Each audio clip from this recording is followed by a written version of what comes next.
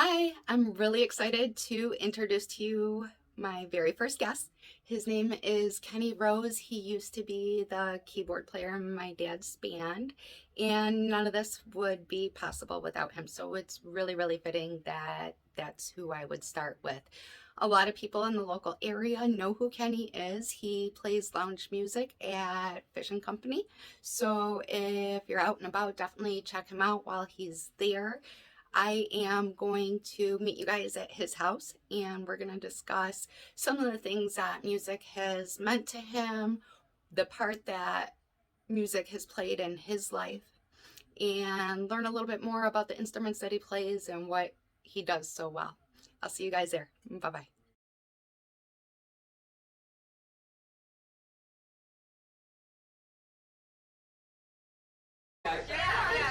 This is Kenny. Come on, folks. What do you want? No, yeah, bony butts need padded chairs. Okay. Oh, no, that's padding. Oh, God. And that's my mom laughing. I totally have her laugh. I love those things. You ever see on TV? Who is it? What's his name? What's his name? Those comedians, they'll see a camera and they'll go, I always wanted to do that. See that on video? See all four of my feelings. Slow motion. Can you slow-mo that thing? Yeah. Can you? I like it. A lab call. My brain is weird. Oh, that's perfect. Who knows me? Somebody knows me. This is great. Who's this That's from? a cockworm. I should probably open the car. I'll always do that. I never open the car. What was that money? I caught that. You thought it was a Peter roll. Yeah. It's got Erase that. Can you back that thing up and erase it? Yeah. If any kids are going to be seeing this. Yeah, this is going to be extra. I hope not. Oh, geez. It's got to be edited anyway. This is good. Oh, does it? Yeah. Uh-oh. We don't know how to do that. That's the first time we've used this thing. If they only knew. Experimenting on you. Thanks, Uncle Dave and Aunt Sandy, for recording How you this. doing? How are you? Great. Well, I gotta find out who got me this here. This is amazing. Is that mine? Thank you. Strawberries. Sorry. So everybody has been here drinking since 2 o'clock. Yeah. 1 o'clock. Great. One. Why didn't you get the video camera out earlier? I thought that was We had it out, then we got bored, we came in here. Ready? That's great. I love it. See that? Oh, that's the best. Yeah, because it can't be a beer warmer. If it's what you said it was, it sure in the hell ain't mine. I tell you. Kenny, you wrap it twice. Twice high. God, I miss my dad's giggle. Goodbye. Oh, never say goodbye. No, that's sad. But it's. Something meant to say goodbye to, and also to remind you that you wish the very, very best of luck. Yeah, with a warmer. Well, hey, you never know what the weather's like. It's lonely out there. Yeah, right. Thank you. Ooh, I got another present. Yeah, I've always done that. If at Christmas time you get cards and you get the gifts, and I'm always ready to get the gift. I don't care who give it to me. Give me it. I'll give it to you. Hyper, take it to you. Or you didn't. Oh, Hyper. The elf and teaspoon or something. Probably. Oh, what?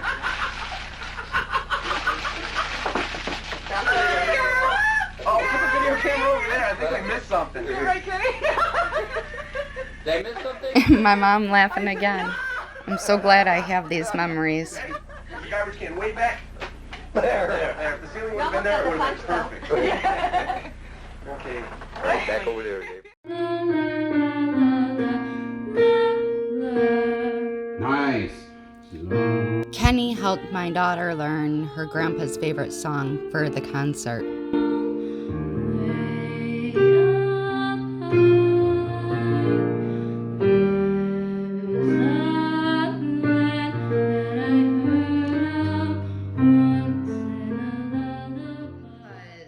How old were you in that video, Kenny? That was 89. I was 24. You were 24. That's hot. That's really hot. So, like, back in 1989, Yeah. I would have been 9. Yeah. That what it was? Yeah, I would have been Okay. 9. Okay. So, and like, to me, Yeah. you always had the greatest energy. the greatest energy. And as a kid, Fun there, yeah. as a kid, like I picked up on that. Yeah. And you know, I'm very thankful that we're part of each other's lives again versus, you know, just saying hi on Facebook and stuff like that. Yeah. Well, everybody lives parallel lives, and then when it crosses, it's all good. Right. It's all good. Right. Life's good stuff. And Heck yeah. you know, just being here and being around you and how energy I feel you. continues. Oh, You know what I'm saying? I do. It Trust me, does. I It do. does. And I do. I Trust love me, it. I'm I very do. thankful for it. I am. And I worked a lot of weekends for this thing. yeah, I it's, had to work a it's lot of beautiful. overtime. Yeah. It is. It's beautiful. Did you always want one? Is that kind of? In this exact kind. Yeah. And now, if I had a room big enough, of course, it would still be black. It would still be a Yamaha, because I used to play in the Yamaha organ competitions years ago when I was a kid. Okay. And I used to have a Yamaha organ, so I've always liked the Yamaha brand, and I played a ton of them, everything from the Steinway to the Busendorfers to the Young Changs, and you know, and everything else that's out there. But I've always liked the Yamaha. But yeah, the only thing I would do is, like, instead of the baby, I would like a concert grand, because the low notes are just. How many instruments do you play? I play the piano, play the organ, and there is a difference. Mm-hmm. And we can cover that now, or we can cover it later, and that's up to you. You want to cover that now? Well, The go ahead and differences. finish it. Tell me what all you play. then I Because play- you have a lot of instruments here. Then You I- pulled out some crazy instruments. Oh, the yeah. night that Yeah. we had that Well, party. I do play the saxophone. I just started on the cello. Okay. So that'll be next year's interview, right? Right. But I do play the saxophone, self-taught on the saxophone. And then, of course, everybody plays a juice harp. All right. And then not everybody plays one of these, though. It's like a mini saxophone, right? A piccolo. Is that a piccolo? This is what they call is it a pan flute? It's an Irish whistle. Okay. Irish whistle, I think. You know, the first time I saw somebody vaping in their car, Yeah. I thought they were driving and playing the piccolo. But go at the same time, it was one of those vape deals. I swear, I was like, what? What the heck? So yeah, I play piano, organ. I play the saxophone. I'm learning the accordion. The right hand I got all set. That's easy, but the left hand is different, so much different on an accordion. So, but I can still play a song on the accordion. I got that part. Just got to iron out the left hand. And harmonica. Yep. So, and I could get better at the harmonica, but I can still play some stuff on there. That's quite a Yeah, few. but mostly piano and the organ and the saxophone.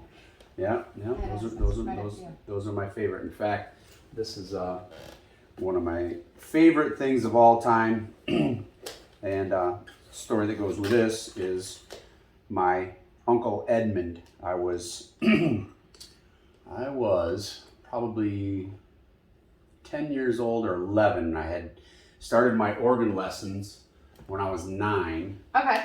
And after a year of playing, my Uncle Edmund, who at the time I didn't know had emphysema, I think they call it COPD now, they had emphysema.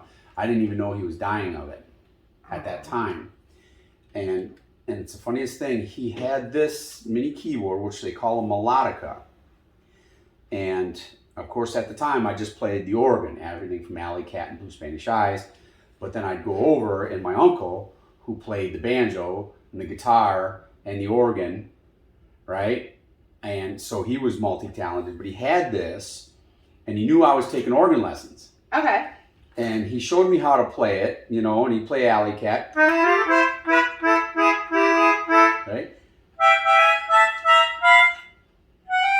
So he'd play that, and I'd go, "Oh, Uncle Ed, that's so cool." Well, of course, it was my great uncle. And he says, "Well, you know," because he knew I was taking organ lessons, and he knew I loved this thing. It was so neat. I didn't know that he was actually behind in some medical bills. Of course, I found this out years later after I became an adult. And he said, you go home, you get me $5, because he wasn't going to give it to me. Too much pride. He'd want me to teach. You give me $5, and I'll sell you that. So I got this. and the $5 went towards, you know, and so it's kind of that type of story. Super cool. So this is called a melodica. I've never seen one. There's actually a couple of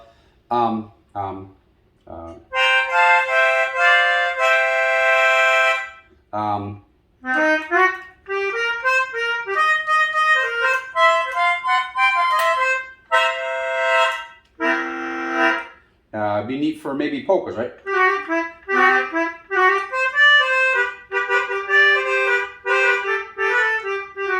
Right? So, but there is a couple of bands that use them. The band Supertramp uses them. There's a band called, is it the Hooters? I think it's called, there's an 80s band. Okay. And then there's an 80s band that uses this, and it was actually a rock and roll band. Okay. And they use it. So that's the story about the melodica. And I still have fun with this sometimes. And I can still, my Uncle Edmund was a smoker, and there's a little filter thing in there that you look in there, and you can literally see the resin, Ew. the tar from when he would smoke, and then he would play this. And I remember as a kid watching the smoke come out of this thing, and I was mesmerized. And literally, if you look in there, you can see the resin, the little tar dots. It's almost That's so funny. Yeah, you can see it, right? And there's like a little screen there, and it caught him.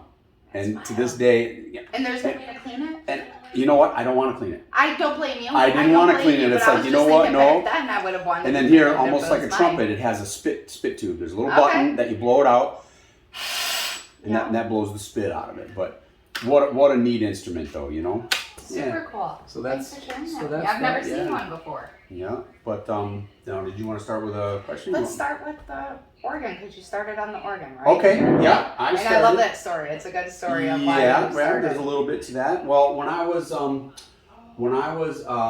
8 years old, my parents, or my grandparents, my grandmother had a Magnus organ. It was about this big. It almost sounded like the melodica, and it was like you could hear when you plugged it in. You could hear this little air thing go up. So anytime you push the button and you turned it on, you could hear it slowly increase in volume.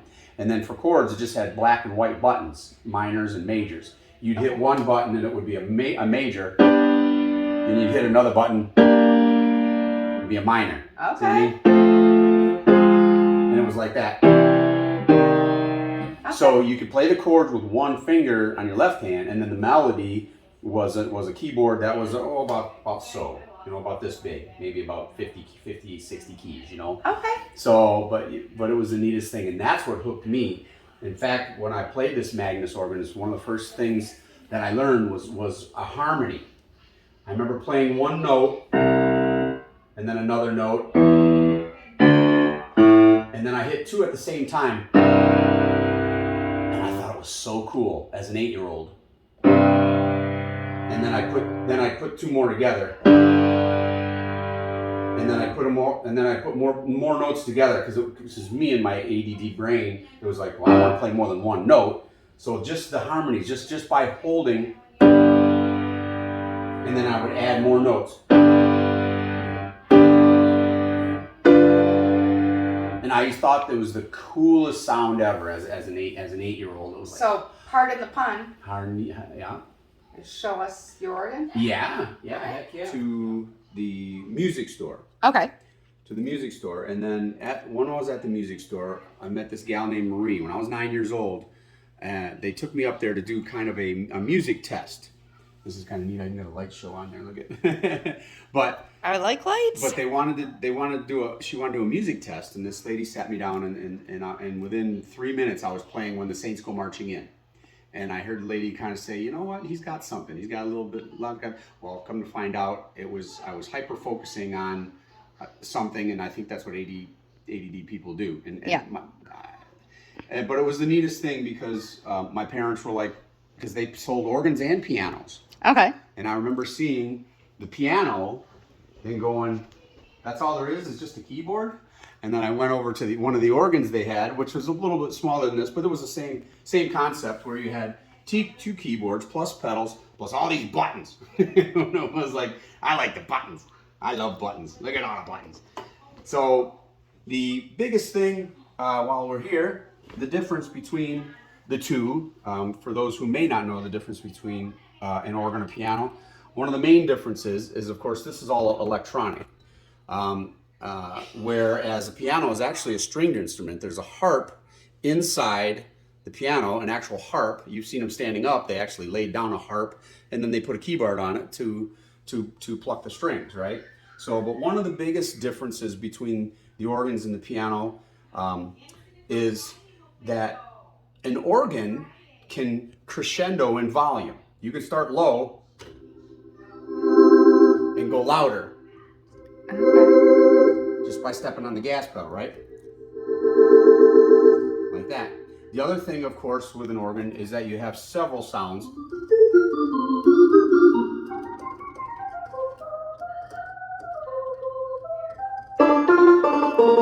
That's a banjo setting. So with the electronics, you have different instruments that you can play with the organ that, of course, you know, they're simulated. You know,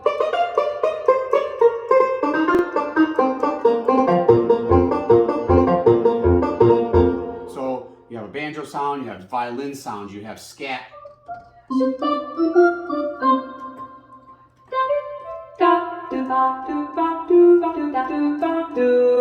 So you got violins, saxophones,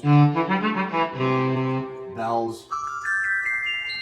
So you got all kinds of things that an organ can do that a piano can't do. And of course, as a kid, for me, it was like, for my brain, who was looking for a place to focus all my energy and all my concentration on, it was more fun. It was more of a challenge playing something like this than it was a simple piano. Of course.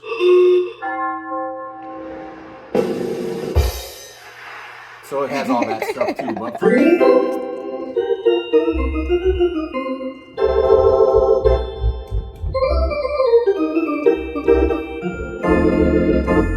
so the organ is fun. It's got a really rich sound, and again, with the electronics and with the Leslie speaker, as you can see right now, it's on fast. You hear it slowing down.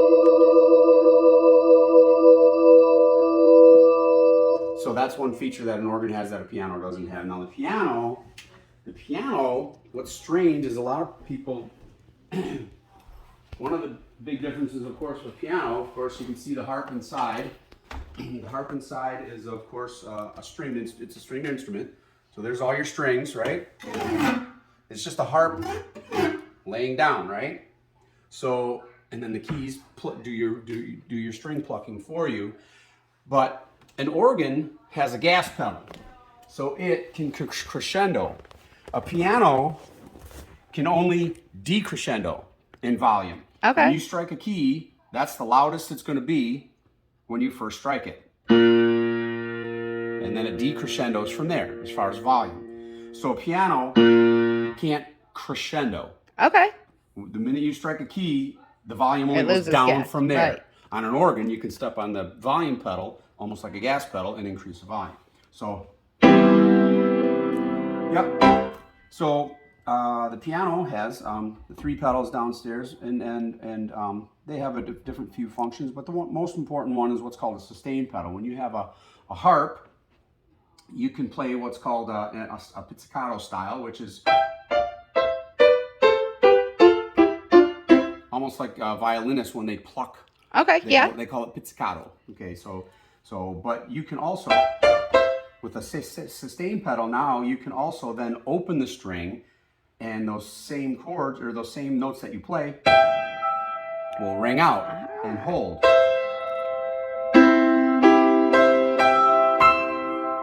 So if you're playing a polka, you might not want to hit that thing. So, because if you hit it, it'll sound mushy and muddy. But then, if you get a song like this,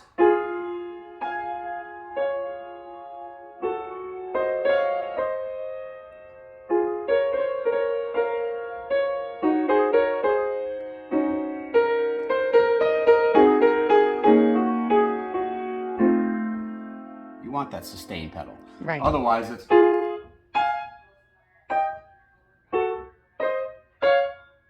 has no feeling. Right. It sounds like popcorn. You need the sustain pedal.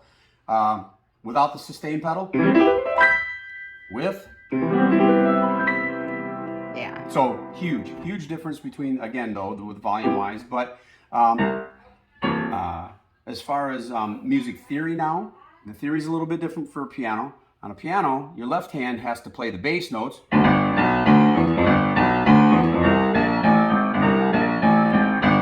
Okay, and the accompaniment notes.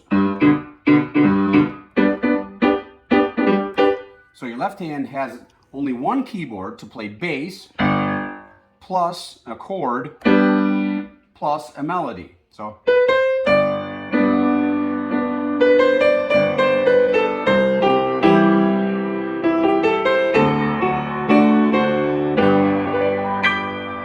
Now on an organ, you have 3 keyboards to do that. Your bass is played with your foot down here,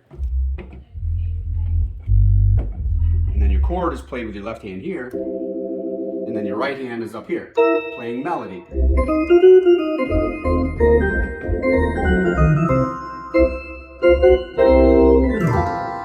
So those are the main differences between the 2 instruments. Of course, they're both way fun to play. And you do both very well. Both a lot of fun. But then right out of high school, I went into the Army, and it was kind of cool. We were sent to Germany, and I met 4 other individuals, and this is where the fun really began, because as a musician, one of the neatest things is to share what you have with your instrument with other people and their instruments. I guess you could compare it to a football team. You got a quarterback, you got a running back, you got a kicker, you got, in order to make that football team work, you need all these different people with all these different titles to do what they need to do. Well, that was my first experience then with a band.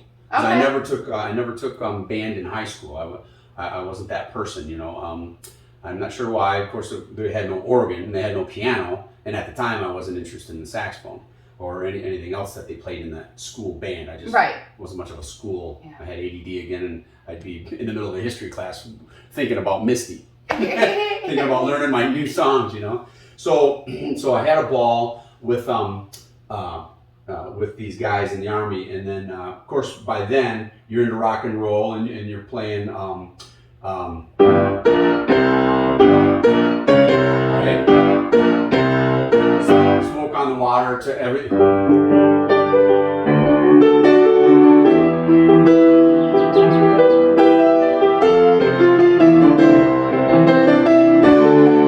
That's Freebird, of course. That's one of the funny things that when bands start playing, they want to hear Freebird. Everybody wants Freebird. So we learned that, and we just had a ball. We had a drummer, his name was Rick Krieger. We had 2 guitar players, Wendell Dilley and Tim Thacker, and then we had a singer, Mark Mendelowitz.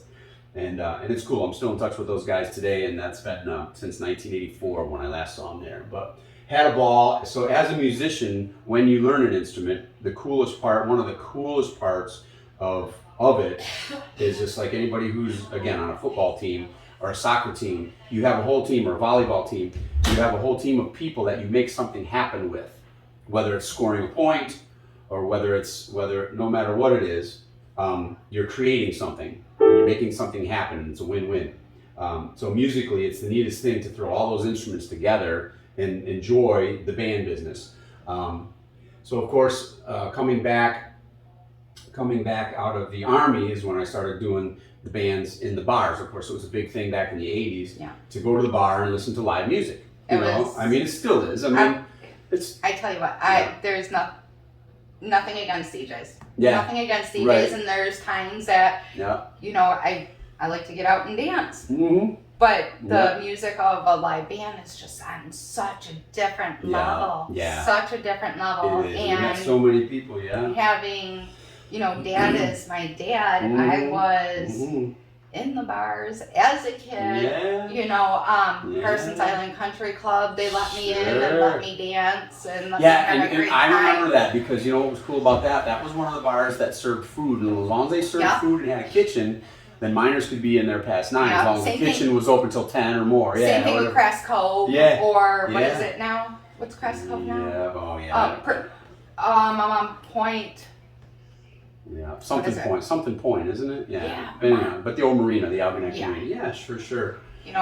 Back when it was Crest Cove, I helped Dad set up there, And there was even a couple of times that I was loud and early at the winter circle. Yeah, sure. So sure. I had to be out by 10. But what good times. And then, of course, that had its pros and cons then. I wasn't a smoker I wasn't a smoker, but I had to inhale a lot of secondhand smoke, and my clothes would smell like smoke for weeks. My saxophone case would smell like smoke for weeks. It was probably like that at practice too. I know how my parents were. Yeah, and I can literally still smell the stale beer that was spilled on the bar carpets when I go into roadie, and you're in there with clean clothes, and then you smell all of a sudden the stale beer and the smoke that's soaked in the wall. Of course, that changed after the years. You can't smoke in bars anymore. But back in the 80s, oh man, that was the thing to do. People were out dancing, smoking, and drinking, just having a ball.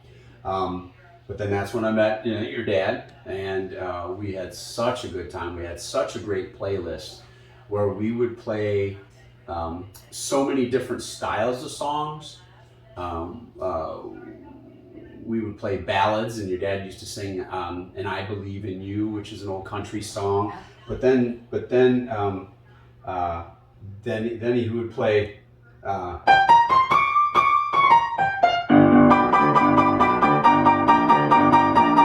96 cheers, 96 teardrop. Remember that song? Yeah. So that was one of it. But our variety of songs was another thing that kept my ADD. It was the neatest thing for me to go from playing old time rock and roll to playing Somewhere Over the Rainbow with Mary.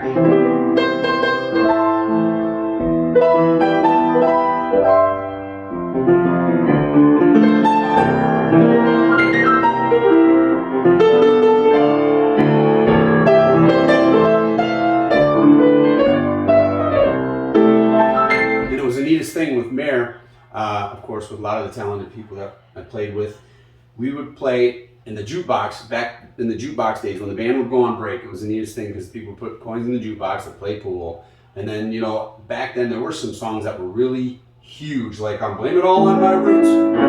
Showed up in boots, black tie.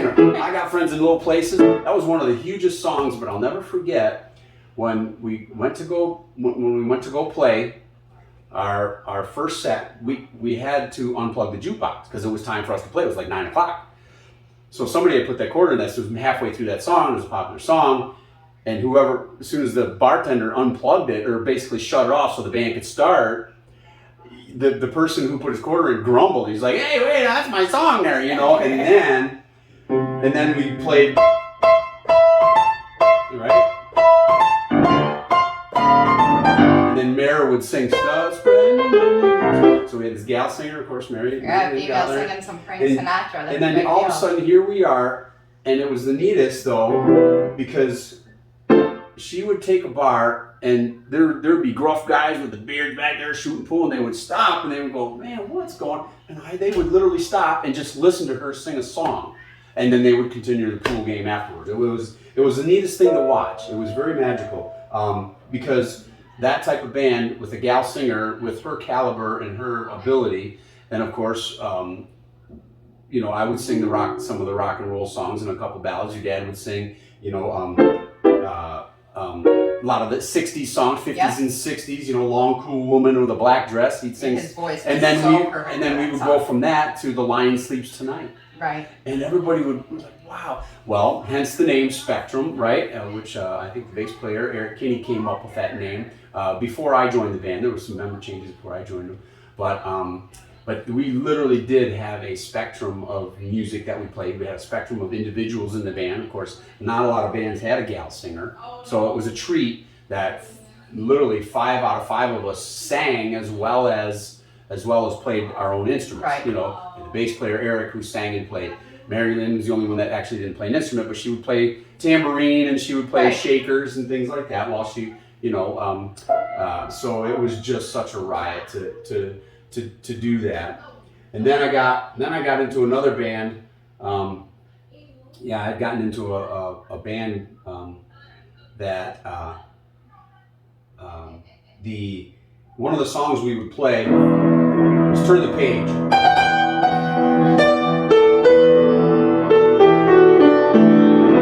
Well, the guitar player would play it. And me being ADD and I hyper focus on the song, it's like, man, that is supposed to be played by a saxophone, right? So I learned the saxophone.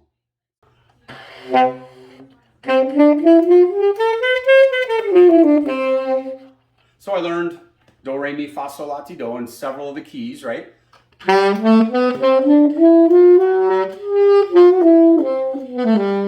And then I taught myself what's called a blues scale. The blues scale was really neat because you hear about what's called improvisation, and when a saxophone player or a guitar player or a keyboard player takes a lead, what they call a lead, a lot of times they'll use the 6-note blues scale as a bass for their lead. And so I taught myself what's called blues scales, which consists of 6 different notes. It's not do, re, mi, fa, sol, la, ti, do. It's and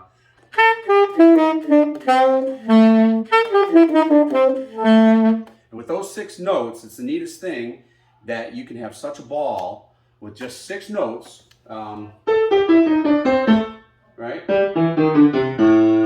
Because on a horn, and just like on a piano, you can play them everywhere, and you can mix them all up. And as long as you play those 6 notes, the band's playing in what's called that key. That's in the key of A, right? As long as the band's playing in the key of A, you can play those 6 notes.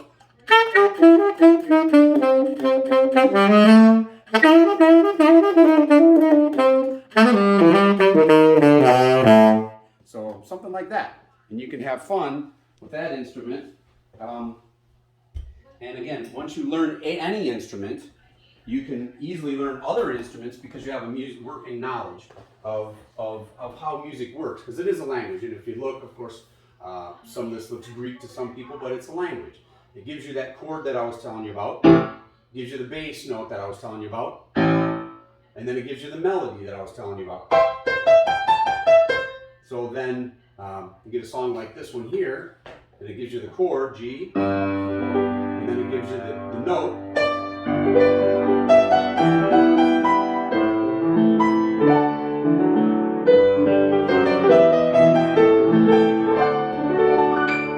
So you have bass, chord, and melody is most music, especially if you're playing solo. Well, when you're in a band, now you have a bass player, and then you have a guitar player playing the chord, and then you have a singer singing the melody, right? So when you put it all together, also as far as like your improv, those 6 notes,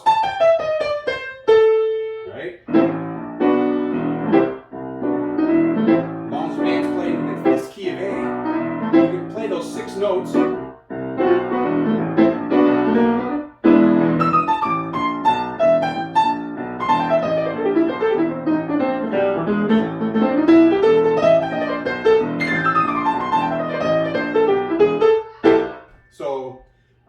So that's kind of fun. And then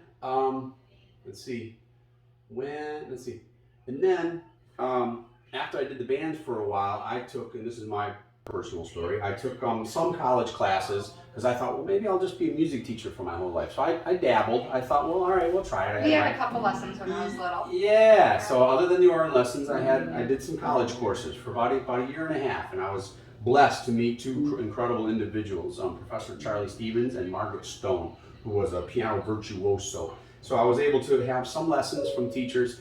I guess it's a good time to interject that depending on what ages are listening to this, and hopefully it'll be all ages, the young ones especially, who in today's fast-paced world, an instrument just to even play Mary Had a Little Lamb takes time to learn, and you have to be patient with yourself anytime you learn any instrument. I don't, and I hope you get into it Yeah. after, but I don't understand why you didn't pursue more of the teaching. I almost did, but you're so good at it. You were good with me. You helping Alyssa was amazing. You understand how kids' minds work. Yeah. But I think it was all the other stuff that maybe came along with, because I started studying elementary education. So I would have had to do all that first, and then all of a sudden again, my attention span in college was this big. I was 22, so I think chasing girls was more important than doing homework. I've been there. I was never a good student, and I couldn't do college. I just wasn't college material, so I ended up working in a factory, which was okay because then my music was more for fun than work. You know what I mean? Right. So, and I thought to myself, well, I'm just going to look at it in a positive way that if music would have been work, maybe the fun wouldn't have been there. And So that's now why, yeah. you know, Dad stepped away from the band. I was tore up. Yeah. And the last gig was that gig at Perch Point with Okay. Peggy that you gave me that video. Okay. That was the last one that I went to. Wow. And that's what he said. He was like, it's turning more into work than it is fun. Yeah, and like anything, I mean, even big bands, you know, a lot of times they'll run their course. Right. They'll run their course, and then people will have different interests and different jobs will take them, and then they'll just have, you know, then they'll just part ways. I mean, nothing, you know, a lot of times nothing will last forever. But what's neat though is that after I took some theory, and again, with any instrument that you take, learn to read music. Take your time with it. Be patient with yourself when you learn an instrument and to read music, because the learning curve for Mary Had a Little Lamp is pretty quick. I mean, your learning curve is whoop, okay, got it. Whoop, okay, got it. But then you get a different song. You get one like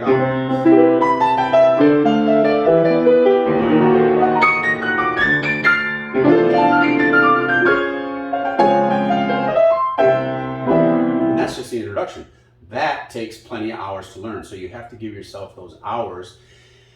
And I think one of the best pieces of advice I ever had, also by learning an instrument, again, there's pros and cons of no matter what you do, and it's great to see the final product, but it didn't happen in 6 minutes. It didn't happen in 16 minutes. It happened over several hours and playing that song till I was literally sick of it. Music-wise, any instrument you learn or any song you learn on that instrument, you should learn it until you're sick of it, not to sugarcoat anything. It's like, oh my God, if I play that one more time, I'm gonna because what happens is once you learn a song at home, when you go to perform it with a band or for other people to enjoy, and then all of a sudden you have all those eyes looking at you, everything changes. So you're going to be glad that you know that song like the back of your hand, like just like your name up and down and backwards. That way you can play it flawlessly and not goof it up. But everything changes when you have an audience. Right. And I'm sure people know that, like for everything from Olympic skaters who practice that triple move, and then all of a sudden you got 6 judges looking at them, and then they choke and then they fall, right? Right. So they got to know that they have to do that 100 times. Muscle memory. Muscle memory. Music's the same way. So I guess that's the biggest thing after playing an instrument for 49 years now is patience. You have to be patient with yourself, and you have to give yourself that time to literally get sick of a song to where you've played it so many times you just know it by muscle memory. So, and then, so after the band business, of course, you know, that was fun. I even made some money doing it, made friends doing it, had a ball doing it. Then I lost a family member, and luckily with the theory that I learned, theory basically to a musician is like paintbrushes and a color palette to an artist. Okay, you have a blank canvas, and you take that color and you put it on the canvas however you wish. That's your passion. You pick whatever color you wish. And, with an instrument and musical theory, that's your paintbrush. You learn scales. You learn minor scales. Those are your paintbrushes. Those are your colors. So basically, to paint a picture, you put them all together.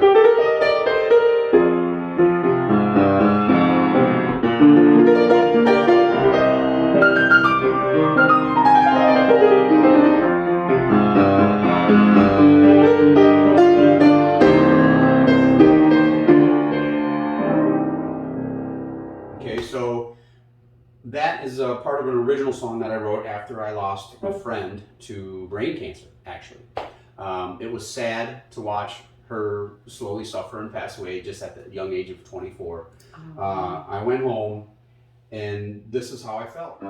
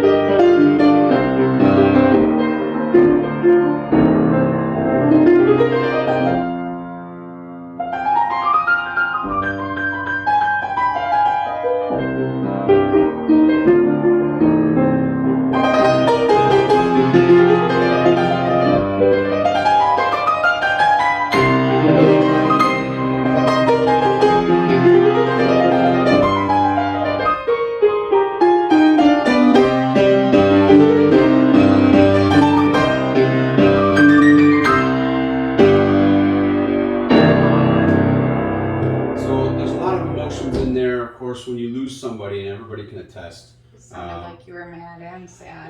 There was part of me that was mad that God took her. There was part of me that was mad that I was never going to see my friend again. There was part of me that was sad to watch her parents watch her pass because they were in the room with her and her last breath. So there's a lot of things in there. Of course, and no words, but yeah, I got that. No, there were no lyrics to that, and music has that power. Music has so many things that it can do. And one thing is also with your theory, as you could say, you could hear the theory in there, just like a painter who paints a picture. Yeah. You can see when they use a certain stroke, they learn that stroke, just like Bob Ross, and then he'll take his knife and then he'll cut in this, and then he'll take a different brush and he'll put this brush in here, he'll make the trees, and then he'll make the waves in the water. And then, music is the same thing. You just put all those elements together, and then you create what you feel inside. To me, a lot of times, adding words to a melody actually takes away from the emotion that I'm trying to convey. You know what I mean? Yeah. I think Beethoven said it best. Okay, you get a song like that. What words can you add to that? Right. That make that better? Nothing. Not You try to add words to a song, sometimes it'll take it away. However, music's not always about that. What's neat about music is that you can have a melody and no words speak to you just in a busy melody, as busy as that one was. I mean, it's a very busy melody. Part of the melody is very busy. But other than that, music can go the other way, where the lyrics itself can tell the story. And you don't need the music part to be busy. The music part simply needs to be your blank canvas, and the words and the story that you are saying or telling, those are your paintbrush. That's your paint. So some of your most amazing songs only have 3 or 4 chords. Wind Beneath My Wings.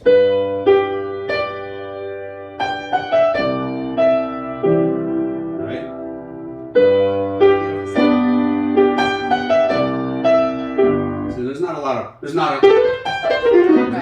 So it's in the melody, is in the words.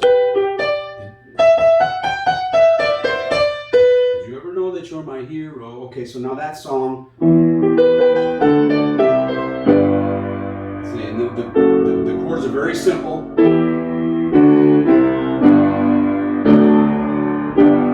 That's it. Well, that song, just with the chords, again, now the song can't sit by itself. They're just chords. But as soon as you add those lyrics and words and you tell a story now, so that's the neat part about music, where you got melody and chords and you put them all together. The music can be simple, where the story is what makes the song emotional or complex, or interesting, or something that you can relate to. So yeah, and that's one of the biggest things. That's why people go to see. That's why people go to see bands, because a lot of times the bands what that band is saying in their songs is what you want to say, what you think, and what you believe. So so the same thing, and the type of melodies that I write many of them have been for people who have lost. So and I play them, learn them, and play them. And then I will make copies of the song, and I will give it to the families of the person who was lost. Aww. So music can be music can be a healer, such a healer. Completely. Because sometimes I'll sit here. That's why we're here. Yeah, and that's just one of the things, other than the fun factor in playing with the band. Or you can become a music teacher and make money and share what you have with other kids. There's so many avenues you can do with music. So then one of the other ones is you can play weddings, right?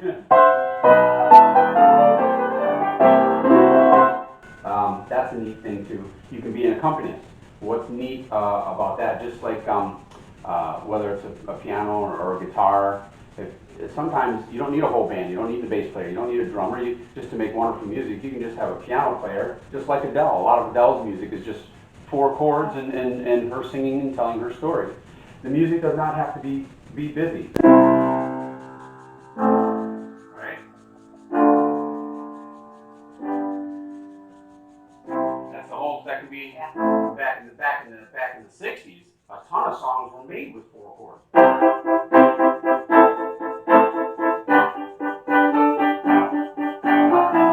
Right? A lot of songs were made with 3 chords, like "Don't Be Cruel." So you don't need a lot of chords for music to be fun or interesting.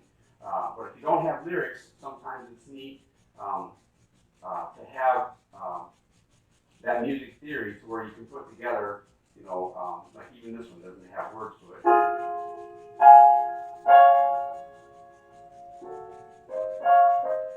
There's mood, right?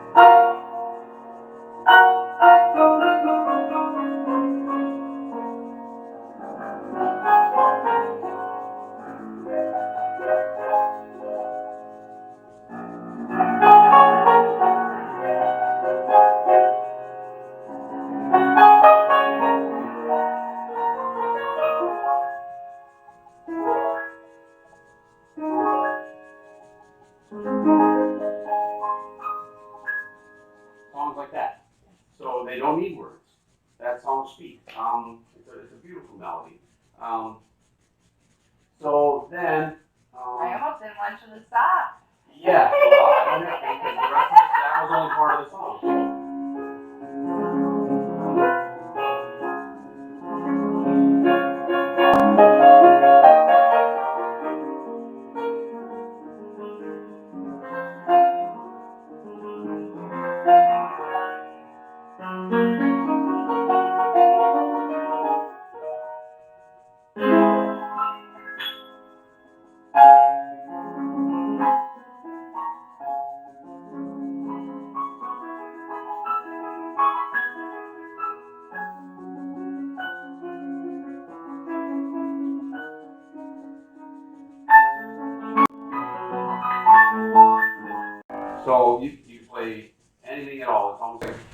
again, with an artist with a canvas, they can paint and everything. It's the emotion. They can. It's they the can- emotion. Yeah, You know, from yeah. bringing a tear to your eye to making you tap your feet and want to dance. But, and at the end of the day, yeah. both of them are emotion. Well, what's neat though about music, and I'm hoping that this happens again as we age, as I age, and I realize that we're getting old. There's a lot of things. Life is a lot about balance. You ever watch Karate Kid? It's all Karate Kid. It's all about balance. Daniel's son, right? So music can help you balance mentally. It can help other people heal. You can just like teamwork. Anytime you get with a team of people and do anything, whether it's playing soccer or playing volleyball to playing in a band or whatever, and you're creating something with other people, it's a treat and it's a privilege. The people that you'll meet, I'll talk specifically with music, but even athletes and other artists, they get the privilege of playing with that talented person next to them.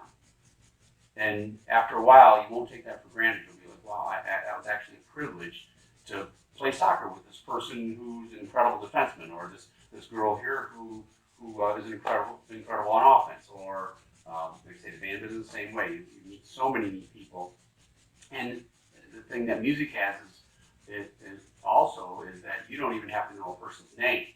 After a while, when everybody knows what's called the musical language, it's a pretty common language. It's almost like two Germans speaking. Okay, Guten Tag, wie geht's dir? Oh, ich habe einen schönen Tag heute Abend. Möchten Sie etwas trinken? Was? Yeah, so it is a strange language, but the other German, as long as you're speaking to another German, ja, danke schön, ich hatte gerne ein Bier, bitte, danke. So if you get two Germans talking, it's the same like two musicians talking. It's their own language, and it's neat to know that language. And you have to be just as patient to learn that language as you would taking a Spanish class and trying to learn Spanish. Right. You're not going to learn Spanish in one class.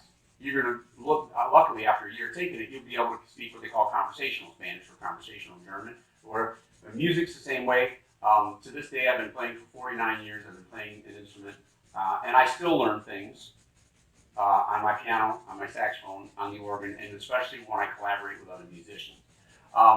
And then maybe too, I think, unless you've got anything more to add, what my final thing to me is balance. Again, I'll refer back to balance.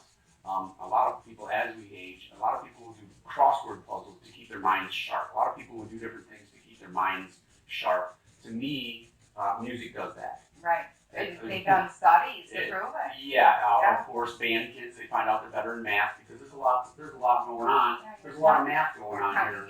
Yeah, you're counting beats. Yep. I mean, you're learning fractions without even knowing it. You have quarter notes, 1, 2, 3, 4. Then you have eight notes, 1 and 2 and 3 and 4 and, and then you have 16th, 1 and 3 and 3 and 4.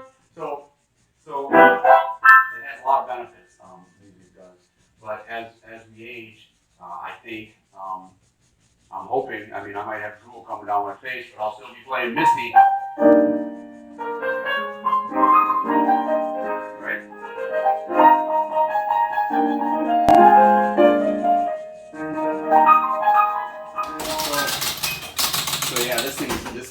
This thing is the coolest. If you look up there, what's neat too, back in 1976, that's him standing next to it when it first came out. Are you serious? Yeah, because if you I didn't notice that before when you showed me. If you look right here, right from Bally, 1976. Oh my gosh. Original Bally, and I had a professional go through the whole thing, and got everything working. You suck. I know. I can't talk and chew gum. All right, focus. Get that hyper focus on. Here we go.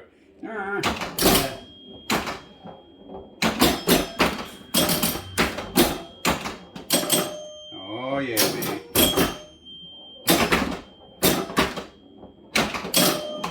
Now we're cooking with gas. Yeah, you are. So you. I don't want to distract you too much. All right, good. So you had a professional go through it. Yeah. Yeah. And they've got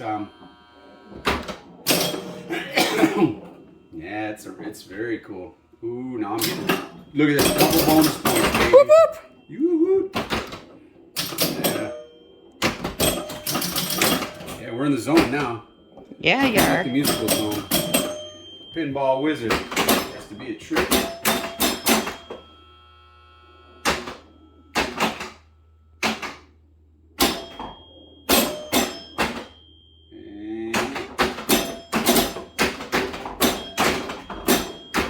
Yeah, he's definitely one of my bucket artists, and Yeah, it's rocking, huh? one of those things. Wait for it. Good. Oh yeah, look it. But yeah. But yeah.